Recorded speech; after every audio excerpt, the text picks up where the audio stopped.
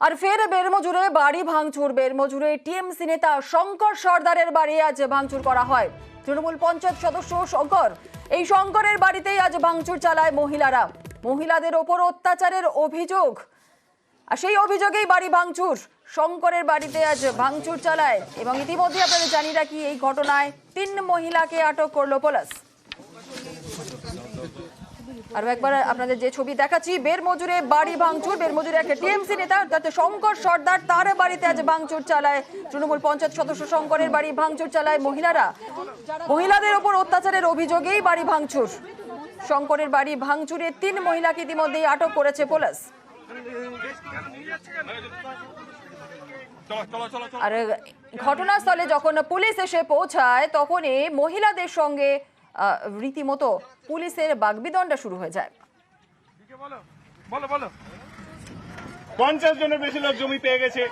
আপনারা অভিযোগ দিন, আপনারা অভিযোগ দিবেন না, কিছুই করবেন না, তারপরে এসে হাঙ্গামা করবেন। শুধু যারা আপনাদের বিরুদ্ধে অন্যায় করেছে আপনারা অভিযোগ দিন, আমরা তাদের বিরুদ্ধেও ব্যবস্থা নিব। আপনারা এখন গন্ডগোল করলে আপনাদের বিরুদ্ধেও ব্যবস্থা নেব। বারবার বলছি, পুলিশকে নিজের কাজ করতে দিন। দেখুন, এত দিনের হিসাব আমি দিতে পারবো না, আমি আজকের হিসাব দিতে পারবো।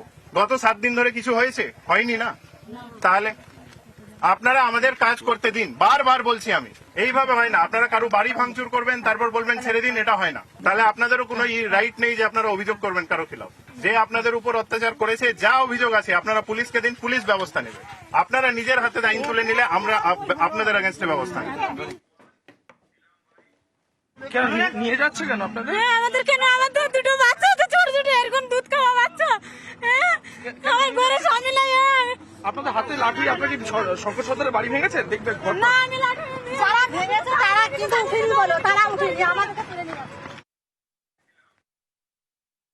আমাদের অভিযোগ আমার যেমন জায়গা নিয়ে নিয়েছে, তার জন্য অভিযোগ। এই যে শঙ্কর সাজান নিয়ে নিয়েছে বলে তার জন্য। এখন কি আপনারা বাড়ি ভাঙচুর করেছিলেন?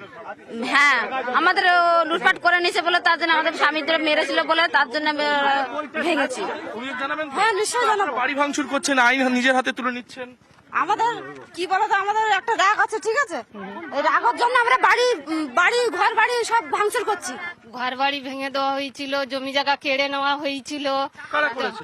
ওই হচ্ছে কি শঙ্কর সর্দার, তারপরে অজিত মাইতি, এরাই সব করেছিল। আমাদের মহিলাদের না ছাড়লে আমরা আবার আন্দোলন করব। পুলিশকে ক্যাম্পে কি অভিযোগ জানাবেন তো? হ্যাঁ, অবশ্যই জানাবো, অবশ্যই জানাবো। আমরা পুলিশ ক্যাম্পে যাবো। চাষবাস করে খেতো আমার শ্বশুররা, আর এখন আমার শ্বশুর নেই, এবার আমরা করে খাই। এবার ওরা ফাঁকা দেখেছে, মানে পাট্টা নেই বলে সেই সব জমি ওরা নিজেরা, ওই যে অজিত মাইতি, সিরাজ ডাক্তার আর শঙ্কর সর্দার, ওরা নিয়েছে।